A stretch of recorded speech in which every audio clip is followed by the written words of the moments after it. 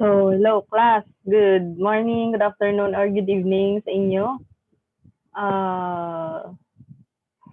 In my screen, this is your module for final, the BIR forms and filing. So, this discussion is, it's a, kung ano ni siya ang ginagamit sa practice na bala mag-ubra, and pwede nyo naman ni siya ma-apply in case kung may nagkapamangkot sa inyo, kung may mga kilala ka mo bala nga mga small business owners nagpamangkot sa inyo if ano ang mga forms or paano mag-file sa BIR.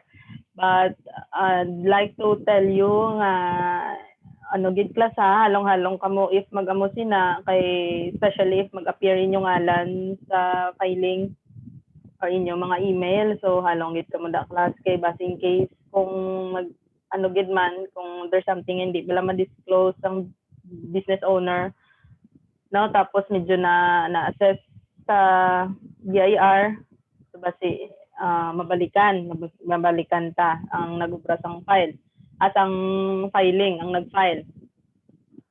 And of course sa inyong module ara man dira ang example sang mga BIR forms paano siya gina-fill-upan. No, it's important kay next mag-ubra ka mo dason so hindi na siya madula sa inyong ubra ang filing sa mga tax forms. So to start with, we have here the different BIR forms na ginagamit kag applicable man to siya sa aton mga previous topics na sa filing sa individual, computation sang tax sa individual, corporation, estate, and trust, mga muna. And capital gains, and atong fringe benefits. So, ano naman ang mga BIR forms na ginagamit kung mag-file ka na or magbayad ka na sang taxes nga na-compute. For those juridical and personal, nagid nga mga computations nagid sa tax no in order to file with the BIR. So ano pa gid ang ano.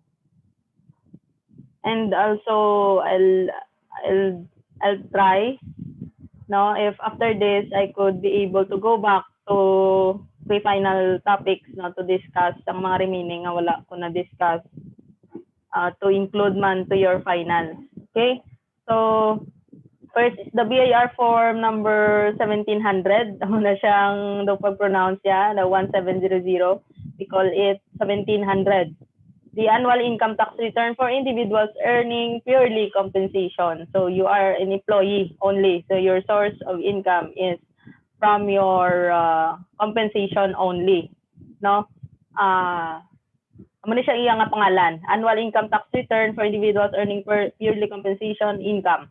So including non-business and non-profession related income. So this return shall be filed by every resident citizen deriving compensation income from all sources or resident alien and non-resident citizen with respect to compensation income from within the Philippines. 1700 direta ni gina-declare ang aton nga income from compensation kung wala naga-file ang company para sa aton. If ang company naga-file para sa aton sa aton nga income tax, that is what we call the substituted filing or the BIR form 2316. Ang company na iyan nimo ang naga-file and you will be furnished with a copy of it once ma-receive na sa BIR. No, ginahatag na sa imo BIR 2316. Pero kung ikaw lang gid ang naga-declare, your company does not file your income tax return, kung wala sila naga 2316, ikaw niya ang amo ni siya ang form nga imo gamiton no if ikaw gid personal ang ma-file. Okay, so filing date is on or before April 15 of the year covering income for the preceding taxable year. So ang filing mo for your income for taxable year 2020, that's January to December 2020, ang imo filing sina is on April 15, 2021. On or before April 15, 2021. Okay? So let's go to BIR form 1701. annual income tax return for individuals, including mixed income earner, estates, and trust. So, ara na da sa inyong naupod sa inyong module, kung ano ang itsura tong 1701, that's updated. No? Gamit na siya sa train. So, annual income tax return for individuals, mixed income earner, if you are compensation earner, and you are a professional, you derive income from your profession and other sources of your income, a business owner, amo ni mo ginagamit, no? And of course, amo man ang form ginagamit sa estates and trust. Okay? So, BIR form number 1701 shall be filed by individuals who are engaged in trade or business. So, if you are a business owner, sole proprietor, no, that is where you declare your income. And practice of profession. Okay, professional fees mo, dira mo gina-declare, no, as your receipts, including those with mixed income, those engaged in trade or business or profession who are also earning compensation income. That is in accordance with Section 51 of the Code as amended. The annual income tax return summarizes all the transactions covering the calendar year of the taxpayer. So the return shall be filed by the following individuals regardless of amount of gross. So a resident citizen, you are a resident and you are a citizen engaged in trade, business, or practice of profession that is within and without the Philippines. And if you are a resident alien or non-resident citizen or non-resident alien individual engaged in trade or business, that would be your income within. And a trustee of a trust. So ang trustee sa trust, amo na siya ang taxpayer, siya ng taxpayer.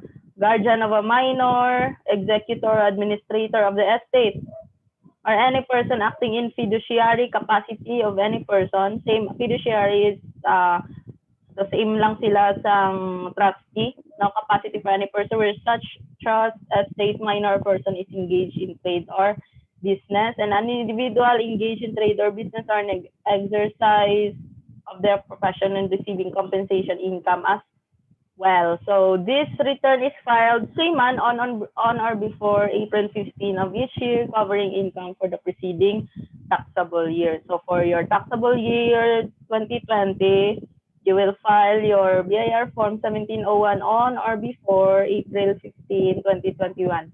Pwede ka ka-file November 2020. Hindi pa, kay wala pa natapos ng imong taxable year. So hindi pa nakabaton si BIR. So ma-start na siya January, pwede ka na ka-file. Okay? So next is the 1701A. So 1701A, annual income tax return for individuals earning income purely from business profession. So kung purely meaning you are in practice of your profession or you are a business owner and you are not a compensation or earner. Kaya kung compensation earner kaya mabilong ka to sa mixed income earner, 1,700 imo gamiton. But when BIR form 1701 imo gamiton, that means that you are your income derived only from your business or from your practice of profession. So those under the graduated income tax rate with OSD as mode of deduction, or those who opted to avail the 8% flat income tax rate. So if graduated income tax rate, your net income, ang imo nga deduction is, ang ginpili mo is 40% optional standard deduction. So wala ka nag-itemize. When we speak of itemize, meaning atong expense accounts mo, mga deductions mo, gina-isa-isa ina, ara na iya sa 1,700. Sa 1701 niya, nag-avail ka na sa 40% optional standard deduction sa imong gross income or 8% flat income tax rate. So 8% times your gross income mo nang gin-avail. So that would be 1701, provided that you are your income is from your business or your practice or from your practice of profession. That's 1701A. So the return shall be filed by individuals earning income purely from trade, business, or from the practice of profession to wit. So a resident citizen within and without, of course, resident alien, non-resident citizen, that's only within. And the return shall only be used by said individuals as follows. So these are the conditions. Those subject to graduated income tax rate and availed of the optional standard deduction as method of deduction regardless of the amount of sales or receipts and other non-operating income. So if naglapaw ka man sa 3 million or below ka man sa 3 million and you decided to opt for optional standard deduction of 40%, so this will be the file that you are going to use.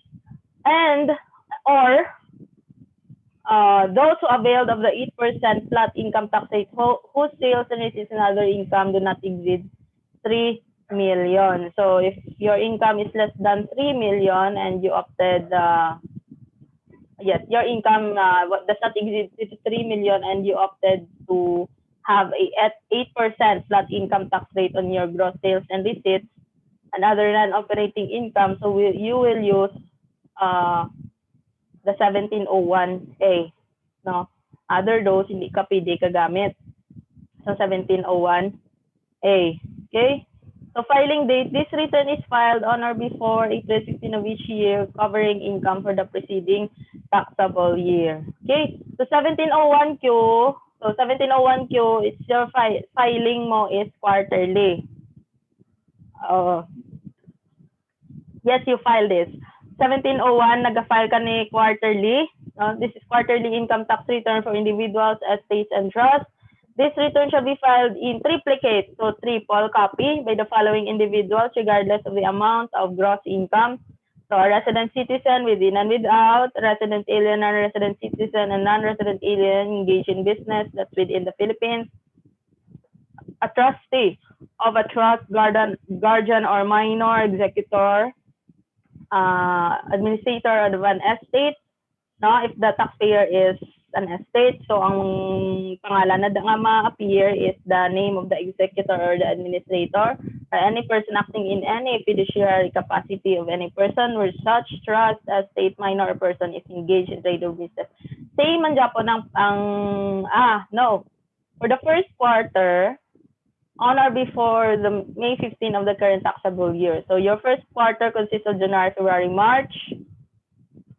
Yes, 3 months. January, February, March.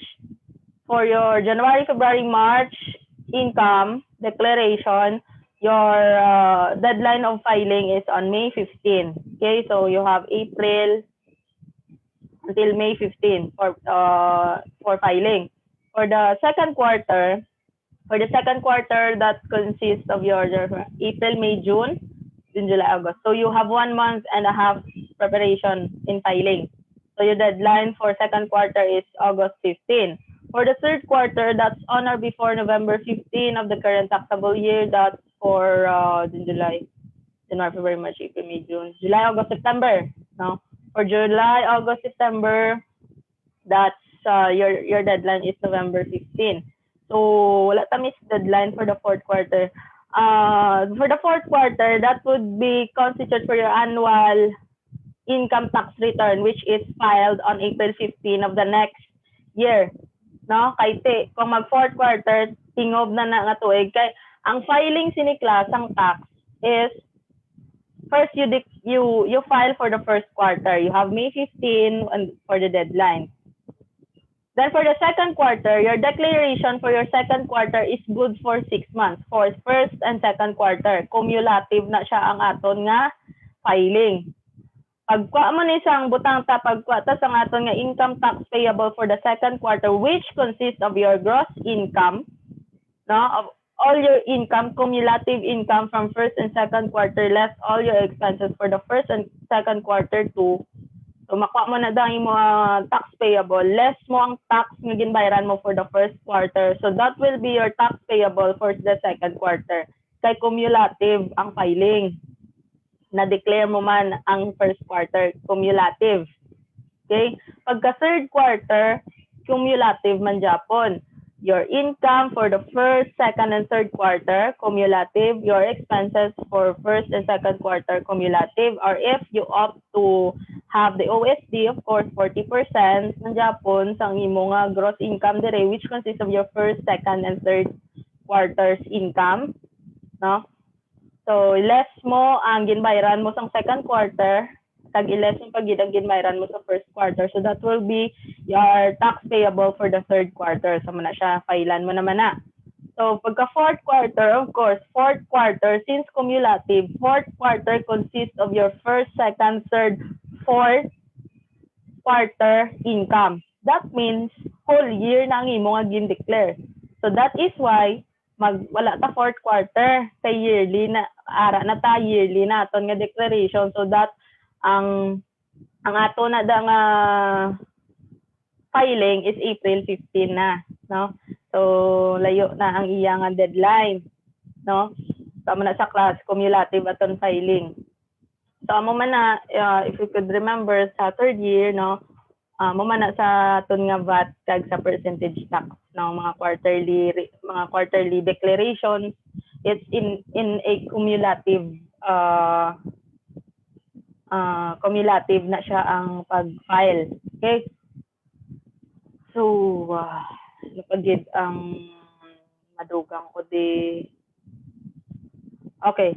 So, amo to sa mag-file ka sa imong annual income tax return, which is the 1701 na, 1701 or 1700.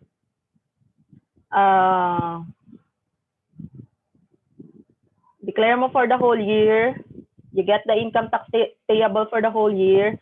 Then you less ang payment mo sa first quarter, less ang payment mo sa second quarter, less ang payment mo sa third quarter. Sa inyo, the income tax return, it's, di ba, income tax due less tax paid for the, tax paid in the previous quarter, which is the third quarter.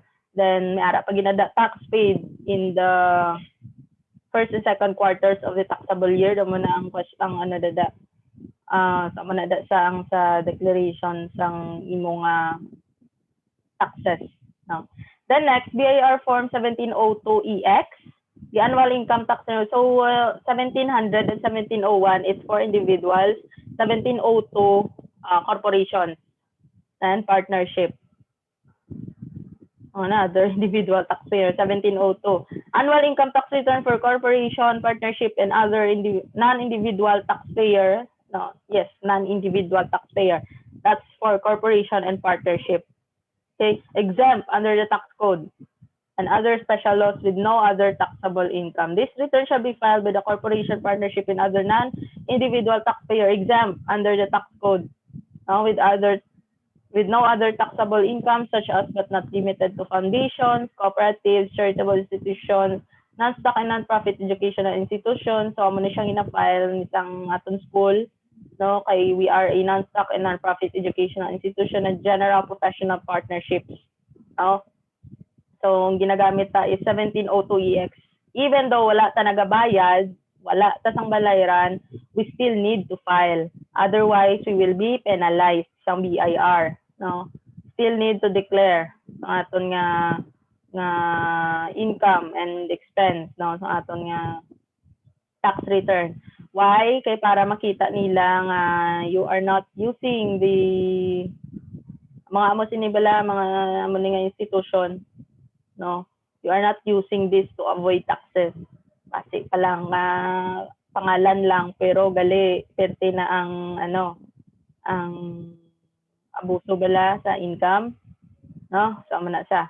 Next is the BIR Form 7 but before that, the filing of the 1702EX is April 15 man gihapon. So damo-damo ta deadline sa April 15. Actually, that's the filing of all, no, of all income tax return, whether it's individual, partnership, estates and trusts, or corporations and other non-individual taxpayers. Again,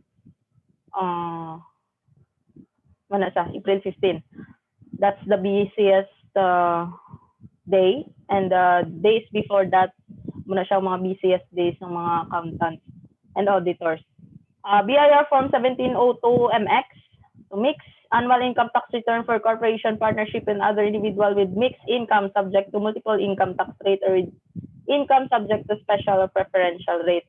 So this return shall be filed by every corporation, partnership, and other non-individual taxpayer with mixed income subject to multiple income tax rate or with income subject to special or preferential rate tong 15% pula class nga preferential rate for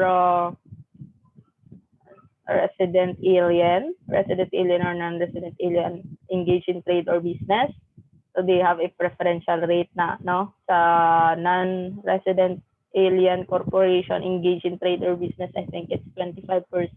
Ko class madumduman, pero kamo madumduman yun na kay Miara, kamo da module sa ano. So, hindi ko na siya pa sa ulado gid kay we're now focusing on the recording na obra. Wala to sa tax, so hindi ta na mayo masundan. Filing date is return same man gyapon, whether it's with or without payment, you still have to file it every April 15 now of the next taxable year, April 15, 2021 for taxable year 2020. Then 1702 RT, regular tax, RT, annual income tax return for corporation, partnership, and other individual taxpayers subject only to regular income tax rate. No, kay kung dito sa babaya, it's MX, no? You have income subject to other rates.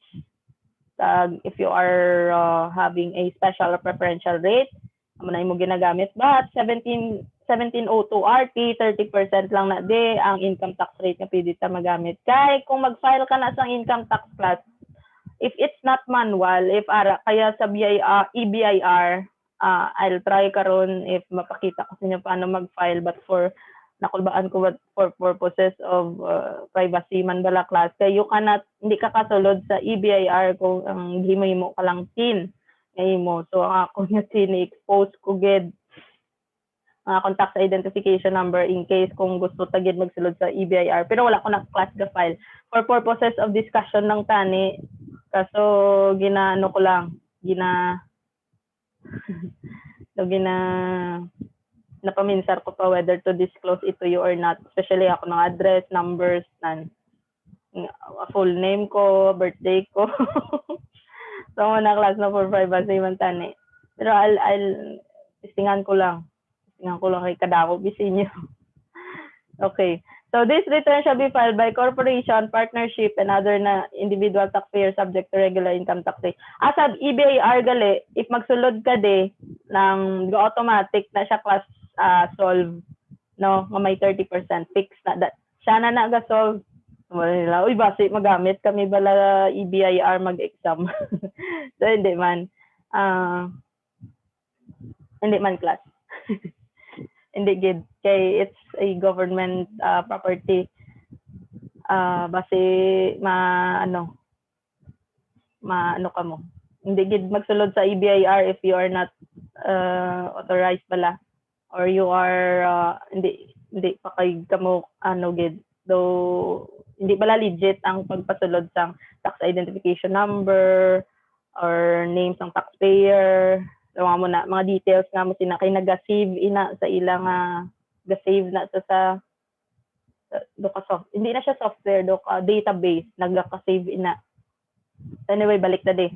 No, so mo na 1702 RT 30%. Every corporation, partnership, no matter how created or organized, joint stock companies, joint accounts, associations, no, except foreign corporation not engaged in trade or business in the Philippines, kailain na yang ilang tax rate, and joint venture or consortium formed for the purpose of undertaking construction projects or engaging in petroleum, coal, geothermal, and other energy operations.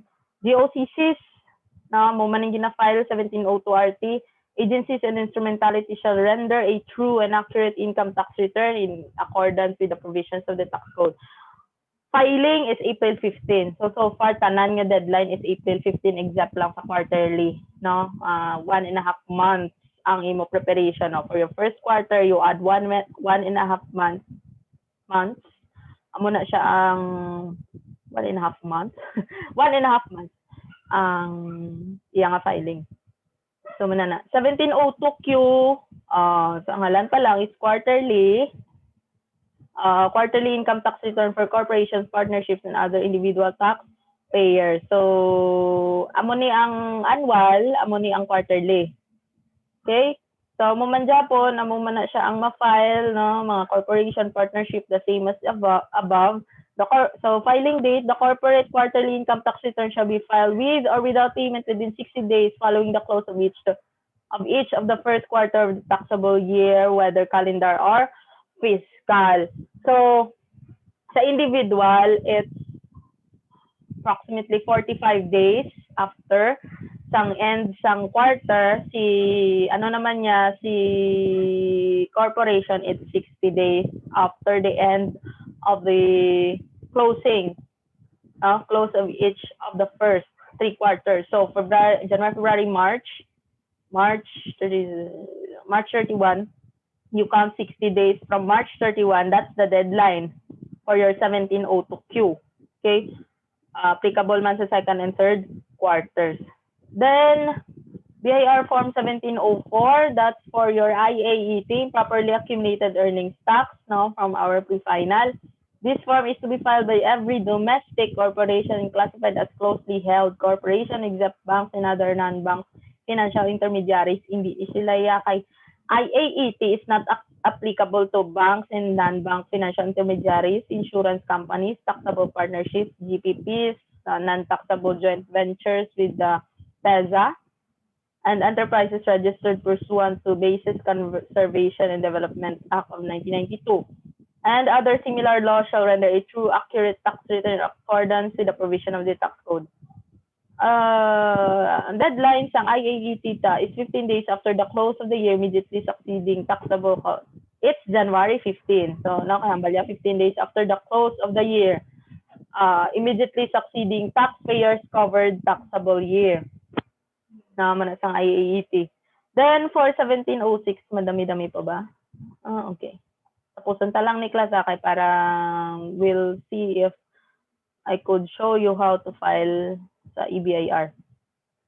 1706 CGT, return for onerous transfer of real property classified as capital asset, both taxable and exempt. Dito na gagamit 6%.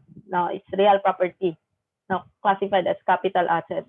This return is filed by all persons, whether it's natural or juridical. Juridical means hindi siya tao, but it has a separate and distinct personality. Whether resident or non-resident citizen, including estates and trusts, to sell, exchanges, disposes of real property located in the Philippines.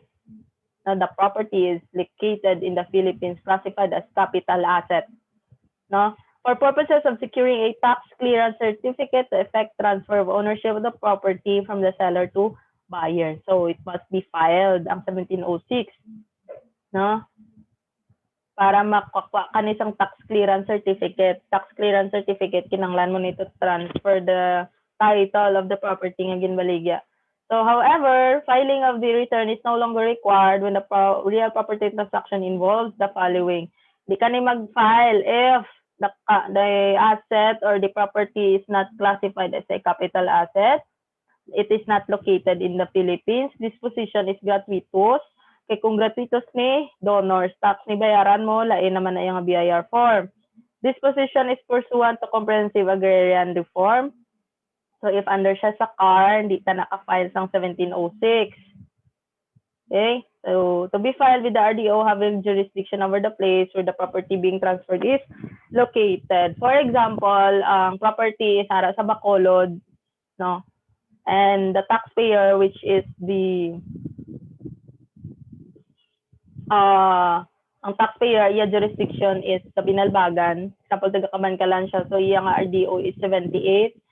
Ang property is sa Bacolod, sa RDO sa Bacolod is 77.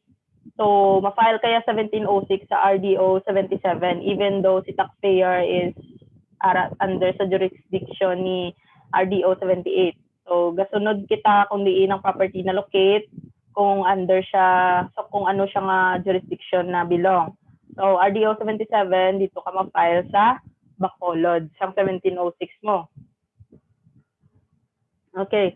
Filing date, filed within 30 days following each sale. So, pagbaligya, date of sale, ara na sa imong sales contract. 30 days from the date of sale, that's the deadline of filing of 1706. In case of installment sale, the return shall be filed within 30 days following the receipt of the first down payment and within 30 days following each subsequent installment payment. So, every payment is nag-file kita 1706. Ang balya, it's 30 days. Ang filing, 30 days following the receipt of the first down payment. Kung saan siya nagbayad, you count 30 days, that's the filing of your 1706. Excuse me. Then 30 days. following each subsequent installment payment. So after 30 days, ano na siya. One return is filed for every transfer document regardless of the number of each property sold, exchanged, or disposed of. Then, that's for capital asset. For stocks traded, not traded in local stock exchange, no, that's atong 15%, no, sa aton nga capital gains of stocks, sale of stocks not traded through the local stock exchange. That's BIR Form 1707. This return is filed by a natural or juridical person, no, resident or non-resident who is not exempt under existing laws for the sale, barter, exchange, or other onerous disposition intended to transfer ownership of shares or stock in domestic corporation classified as capital assets, not traded through the local stock exchange. When is the deadline of this? 30 days after each cash sale. Okay, 30 days. Mga capital gains after 30 days siya. Barter, exchange, or other disposition of shares or stock not traded through the local stock exchange. So, same man gihapon in case of the installment sale, 30 days following the receipt of the first down payment and 30 days following each subsequent installment payment, you need to file your 1707 BIR form. So, amo ni siya ang example. Amo to siya ang example. So, we're done with the BIR forms and their deadlines. No, from individual up to estate trust, partnership, corporations, now filing deadline, and CGT. Okay. Malang na class. Then, you have here the example. Okay. So I'll make another video on how to fill up the BIR form, which is muna siya class gamit sa gitna. Kaya there are, para sa amon, wala kami nakabalo paano mag-file, sanggis pila kami, and sa akon, I realize it's important na dapat matudlo ni siya sa undergrad pa lang at para mag-ubra, may ano ka na, may idea ka na. Kaya basically, if hindi mo siya applyan practical, medyo gurgudlay, hindi ho ng tax. But, amo ni class, hapos man lang mag-file, hapos man lang mag-compute income tax payable, ang budlay lang is ang identification kung ano nga tax ang i-apply mo sa amo sinang income, no? Mag-file ka sang tax, especially sa EBIR, mag-EFPS pagid. Ma-encode mo na lang encode mo lang imo income, encode mo lang all your expenses, kung ano ang i-opt ng taxpayer, whether ma-opt siya bla 8% or 40% optional standard deduction, or ma-opt siya sang itemized deduction, umalang na the automatic na siya compute. And of course, you have to secure kung may mga tax credits sila, mga previous nila nga tax return, especially the quarterly tax payments, pangayoon mo gid na sa ila, kay ibutang mo man na to as tax credit, kay ginabuhin na siya. And, umalang na. I'll try to publish siya. I'll try to have a video nga ara sa EBIR para masapost. Or ang ano na lang, i-convert ko lang na into PDF ang ara sa inyo module.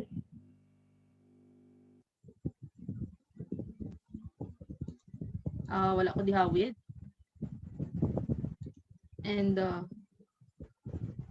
why meeting audio may not be fully recorded? Oh my goodness. Sige class, I'll end my video here. I'll check if ano siya, audible, bation. Wala ko nung ga-perform mayo akon nga mic